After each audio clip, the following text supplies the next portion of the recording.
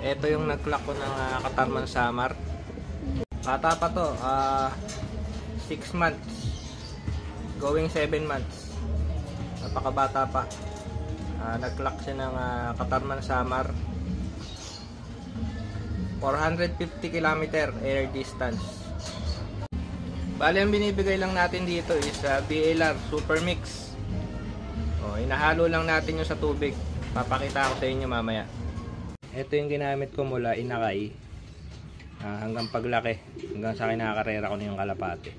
Maganda yung performance ng mga kalapate, malakas, hindi sakitin, kayang-kaya sa malayo. Siyempre at the end of the day, bloodline talaga. Diskarte na talaga ng ibon kung paano siya uuwi. Ang kailangan na lang natin gawin, palakasin talaga sila.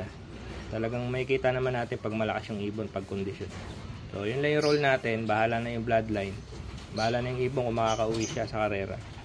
Siyempre gaya ng sabi ko, nandyan nga yung yung panahon, hard race, smash race, dagdagan pa ng mga lambat, tsaka mga lawin. So bloodline talaga, diskarte talaga ng ibon, galing ng ibon kung paano siya uuwi. Ang mahalaga malakas yung ibon mo, alam mo sa lakas niya na kaya niya makauwi.